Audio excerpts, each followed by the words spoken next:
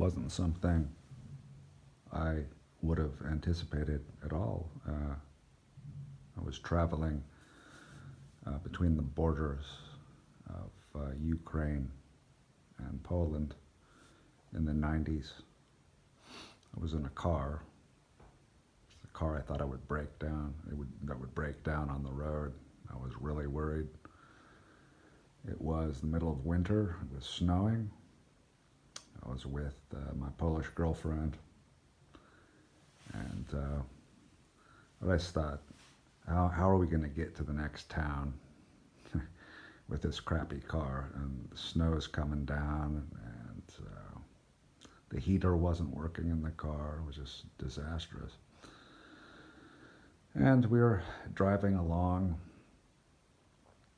between a forest and a very large field. The moon was out. There was snow coming down, little drifts, and we decided to stop by the side of the road, look at the map, see if we could take an alternate route to a closer village. And it was just incredibly cold. And we were getting really exhausted. We looked at the map. We thought we could take a detour off the main highway and get to this village that was only about 5 miles away. So we started the car again, very slow starting that car, and turned off a side road into a forest.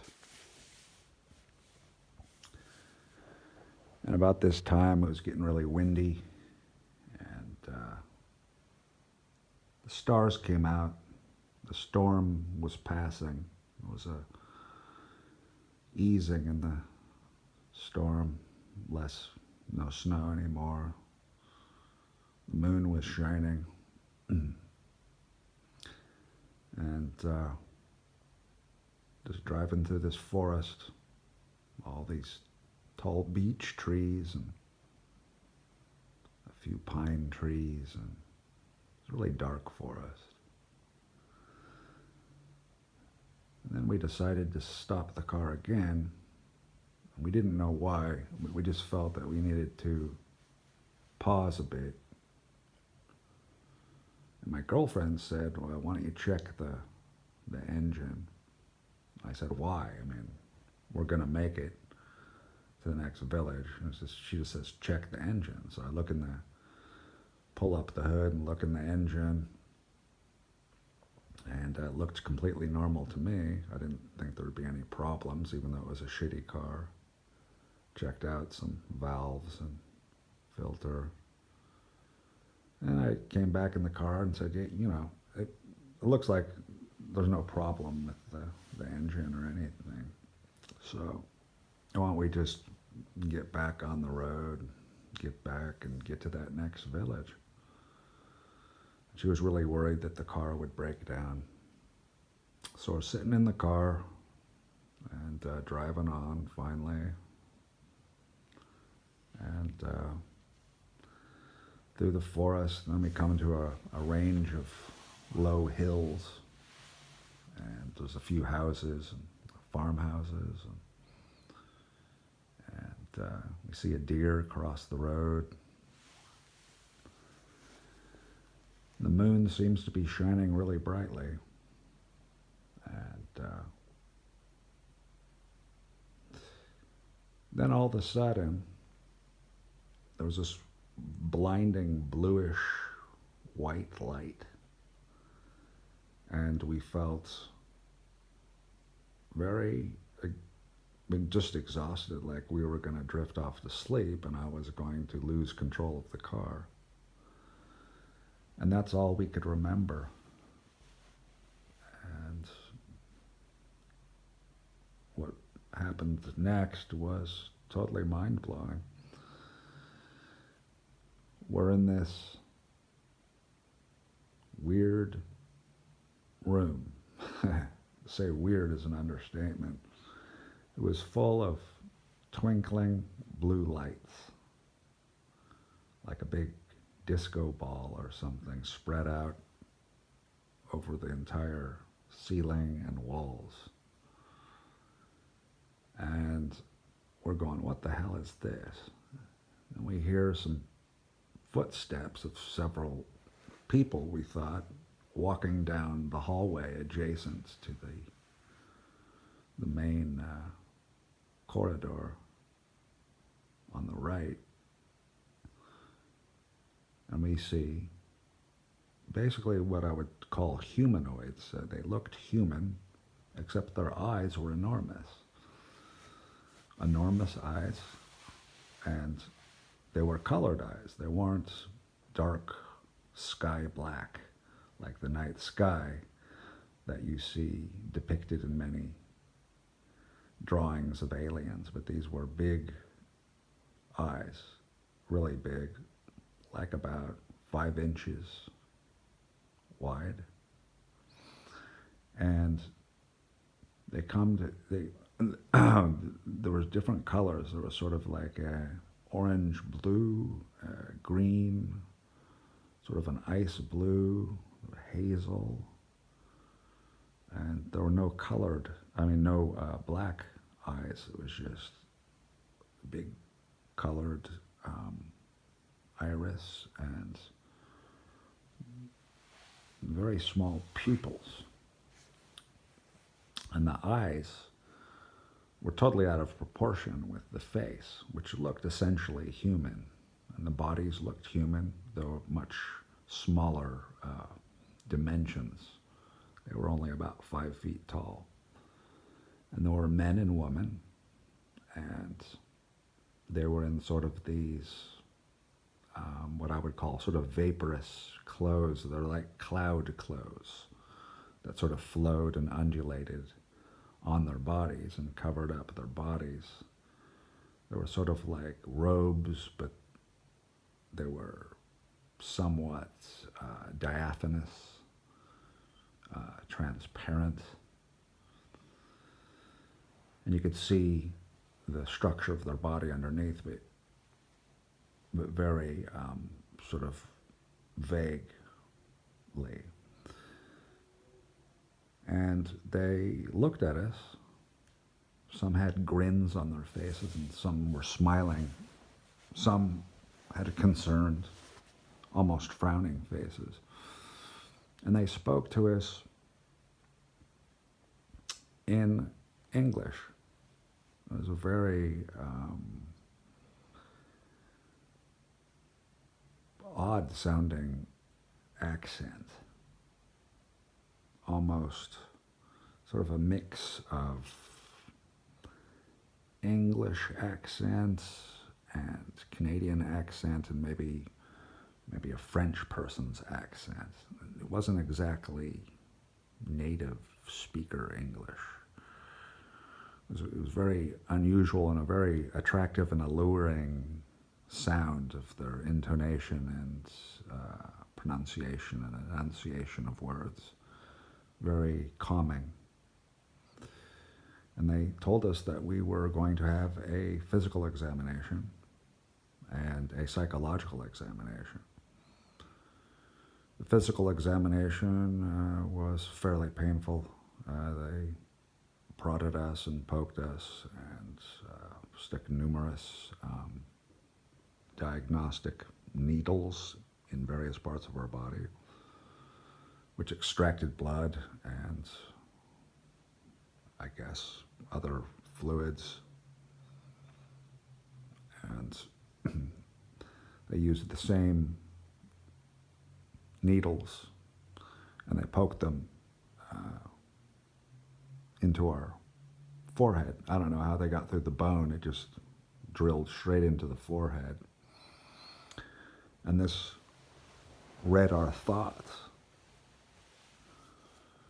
And they said, yes, we acknowledge that you're in pain and that you are worried, but this is all for your own good, because we're going to help the universe and we're going to help other alien races and other creatures from other planets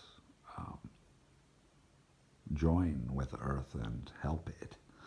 Something to that effect is this is all for the good of the universe, and Earth would be raised up and evolved to a higher consciousness.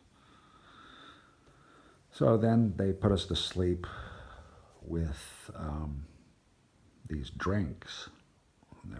They tasted a little bit like beer and a little bit like sweetness of wine around the edges. Unusual drink, but they were thoroughly intoxicating, and we were happy as clams and just so joyful and happy when we had these drinks, and then we fell asleep. When we woke up, they told us that they were from a planet beyond the range of any telescope. It's planets that had not been discovered yet by earthly science. And they had gotten here, they showed us an example of the fuel that they used on their spaceships. And the fuel was made out of these little particles that were special mineral that they would mine on the moons of their own planet. And this was a very explosive, that's an understatement, a very high energy nano bits of minerals that they supplemented with their own time fly technology. And the time fly technology basically inverts time and space and activates the minerals within the nanobits. And basically they could travel within a month to Earth. They were really far away. And they told us that Earth was going to go under a huge evolutionary change. And around the year 2025, they would be colonized, and most human beings would quickly be put to sleep because they wouldn't be able to handle the absolute terror of the colonization from outer space. But it was all for the good of the Earth. And this is all I can remember. But when we came back from the spaceship, we got in our car and drove to a small village. It was a sunny day, and we had some Polish kielbasa and sauerkraut, some dumplings, and some good Polish beer. And it was a pretty nice day. We went sledding and got to borrow some cross-country skis. And the host of the hotel just provided this service free of charge, or entertainment, games, sports. And about that time, we received, the hotel owner told me that he had special knowledge through he did some internet hacking of governmental websites throughout the world. And he was an expert hacker, computer hacker, and he and his friends, a group of his friends, had opened up and hacked the websites of governments around the world and learned that they had been planning some pretty terrible things to inflict upon humanity. Governments worldwide were in collusion to destroy and control. race. And I recalled what the extraterrestrial group had told me, and they said that they told me what our government might be doing. So I recalled that, and it corroborated with what my hotel host told me through his internet hacking of government websites.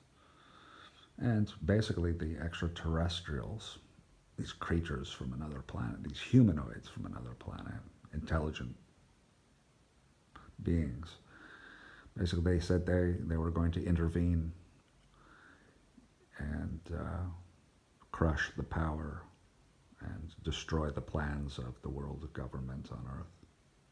So this is an interesting experience.